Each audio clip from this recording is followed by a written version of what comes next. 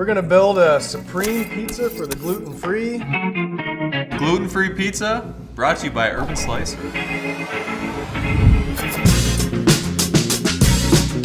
First, I want to show you how to mix this dough. So you can do it by hand like our other dough mixes, but it's really helpful to have a mixer with the paddle attachment. We're gonna add 1 1/4 cup of water and a couple of tablespoons of olive oil, which is gonna give it some fats in there and help it spread a little more easily. So we're using a paddle instead of the hook because it's gonna whip the mix more than knead it. We'll lower the paddle down into the bowl, lock it. We're gonna slowly add 1 1/4 cups of water. So here we're gonna add 2 tablespoons of olive oil. It's gonna add some flavor, it's gonna add some elasticity, and it's gonna help hold it together. So now that we have the water and the olive oil in there, we're gonna turn the mixer up. We're about halfway into mixing this, and you can see it's taking on some different characteristics. It's very frosting-like, volume being added because we're whipping it with the paddle. We mixed this for about 8 minutes with the beater. You can see it just whipped that dough. We're gonna get the rest of this mix off the beater into the bowl. If you use a little olive oil, it's helpful here on your beater so it doesn't stick to the dough. I'm gonna pull the beater off. It's very sticky, frosting-like. Once we get it past this resting period though, it's really easy to handle. All right, set that beater aside. We're just gonna take this spatula and scrape the edges of the mixer. Try and form a ball as best we can here. So we're gonna cover this, let it sit for about 30 minutes, and then we'll stretch it out for the final rest. Our gluten-free dough has been sitting here resting. You can see it's grown in size.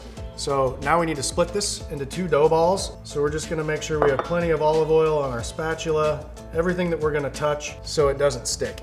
And we're just gonna cut this right down the middle. I'm gonna take a little olive oil and just put it down on our parchment and roll it right out onto this parchment. You can see it's more sticky than normal dough, but it's gonna come together nicely. I'm gonna oil my hands up again. And we're just gonna start pressing this out.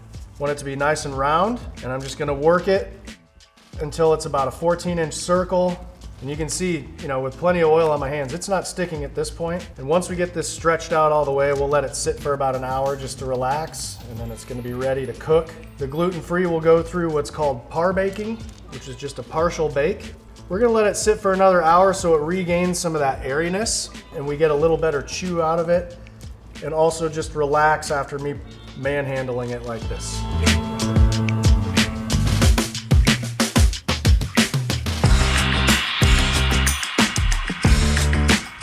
We're gonna build a supreme pizza for the gluten-free.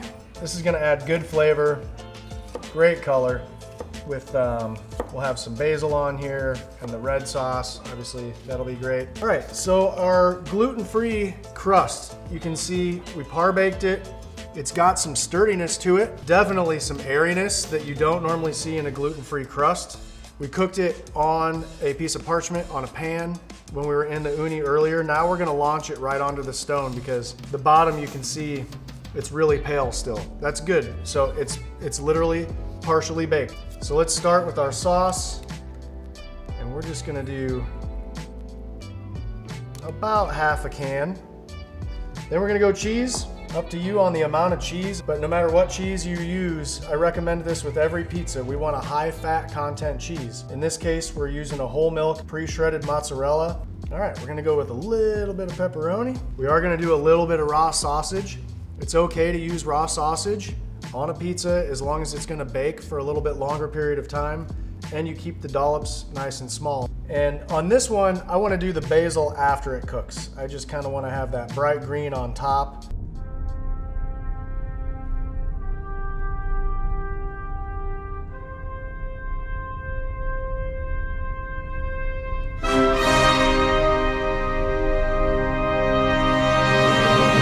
After it's cooked, we're just adding a little basil for flavor. Also, we're gonna add a little white mojo.